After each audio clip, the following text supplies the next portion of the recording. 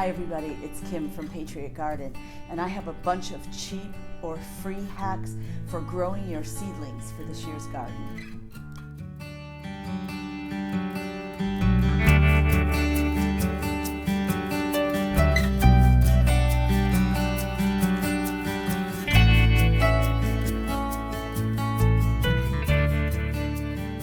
So here in Zone 6B, it is not quite time to start seeds, but I am really chomping at the bit. And I know this weekend I am going to break down and probably sow my onion seeds. Now for that, I can just use a tray like this.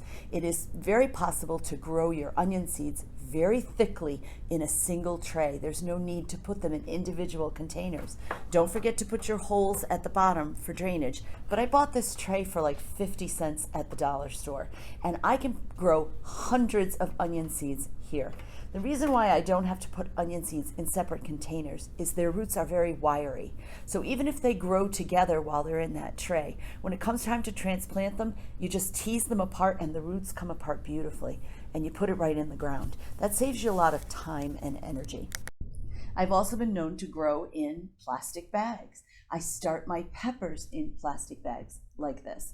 I've actually seen children's gardens made with these that are just so adorable. They just put the dirt, not even the paper towel, just dirt and labeled and taped them up in rows on a window or on a sliding door so kids can watch the root systems grow. It looks like it's really awesome. So I'll put my pepper seeds in this paper towel, a damp paper towel, not wet, because I don't want to grow mold. I only want to grow peppers. Close that up and put it in the plastic bag. Take out all the air, and at this point you don't even need light, you just need warmth. I've even put this under a pillow on a chair nobody uses. Check it every day or so, and once the peppers germinate, then it's time to put them in a larger container. I actually use red Solo cups for my tomatoes and my peppers. And there's a reason why I do that. Tomatoes and peppers are usually in my house the longest, and they get to be the biggest before I transplant them. Probably because I want the ground and the earth to be very warm before I put them out, and I can be sure of their success. The other reason I wait, especially with tomatoes, is I want my tomatoes to grow a really long stem with a few sets of true leaves. That stem can be buried in the ground and grow more roots, giving the plant more stability and a better chance of success. If I transplant my tomatoes while they're small, I don't get to maximize that bigger stem length for growing more roots. Don't forget your drainage holes, and I've learned a great tip from Jeremiah at Roots and Refuge Farm online. He will drill holes in a whole stack of red Solo cups, and it makes it easy work. Now, most people grow their seedlings in these purchased cells, or even things that you recycle, plastic things that you recycle, yogurt containers, old flower pots, anything will do. But you're going to have to, again, take them out of this to put them in the ground. So there's one thing I wanted to mention, and I call it the Tug Test. You kind of have to make sure that when you pull on your seedling to transplant it, that the entire soil block comes with it. If the whole thing doesn't come up, it's not quite ready. Now, paper is a great biodegradable material to grow things in.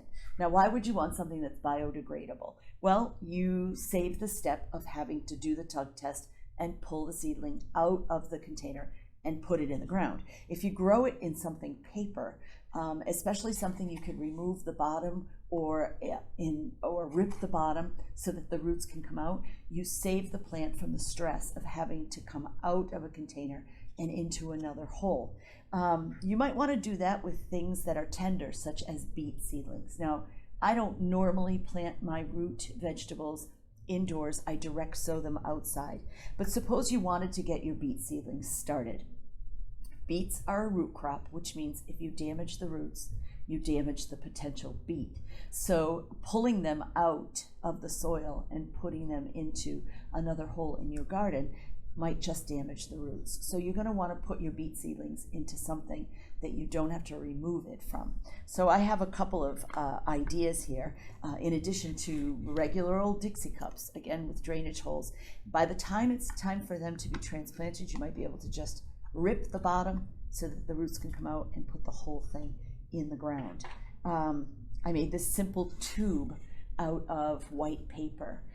It looks a little, let's say, delicate, but if you had a whole bunch of them in a tray, and then you let the roots grow enough so that it held that soil block together, you could take the whole thing out and put it in the ground, and it would save your plants the stress of being transplanted. We also made these, at my house, we made these toilet paper rolls. Now, the funny thing about these is I learned this from someone from the UK, and he called them loo rolls, which I thought was really adorable. So I have all these loo rolls, and I figured out that they're really good because you could just open up the bottom when you go to plant, and even by that time they've already started to degrade from all the watering, and they're pretty easy to just rip apart and put in the ground. At the end of the video, I will show you how to make these and the white paper tubes and this cute little origami cup that I made from paper. Now, this might be a little bit too delicate to leave for a long period of time. I think I might try these with a heavier paper stock. But you know, if you have kids, and gardening is also a way that you're teaching them, especially if you're home and you're doing remote learning, there's nothing better to do in spring than to teach them about how seeds grow. And these are cute little activities.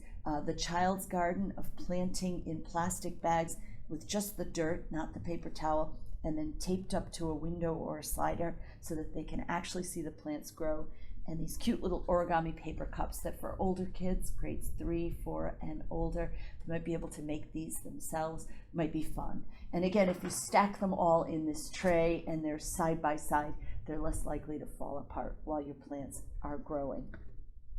The last thing I love about the toilet paper rolls, the loo rolls, if you're going to gift your seedlings, a little bit of cloth and a cute little bow, and it makes a great gift of a tomato plant or a pepper plant or an herb plant or something that you're growing.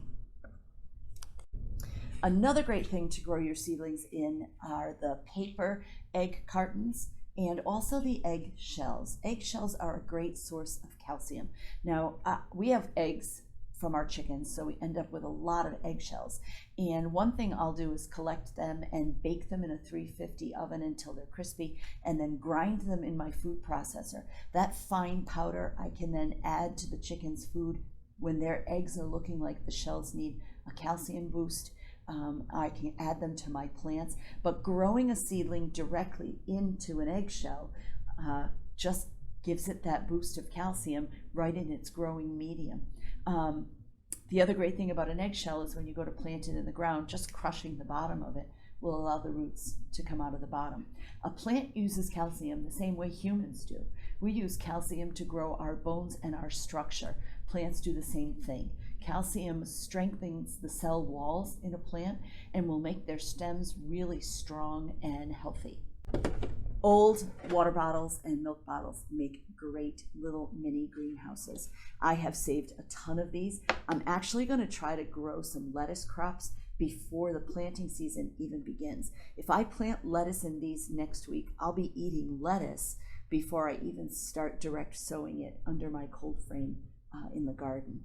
I have put my drainage holes. I'll probably add 2 more drainage holes there, so it's good to go. Add my really good seed starting mix, which we'll talk about in a future video. Slice it almost all the way around so that you have a hinge. Plant your seeds, close it up. Now, I've seen people tape that shut while it germinates, but once it germinates, you might want to give it some light and some airflow as the plants get bigger, so you could take the tape off. I also take the top off so that there's some airflow in there as well. I will label them and put them in my greenhouse, and I'll let you know how it goes. So I hope these ideas were helpful. I hope you got something out of this. If you did, and if you have any other questions or comments or things that you have done that you want me to consider, please put that in the comments below. Don't forget to hit the subscribe button so that you can keep up with what's coming next. Soon to be posted is a how to get started with your canning materials for the summer so that you are ready to go when it's time to can. And I'll also be doing that onion video this week. So hit the subscribe button, hit the bell for notifications, the like button will help, and again, comments and questions down below. And we'll see you soon. Happy gardening, everybody.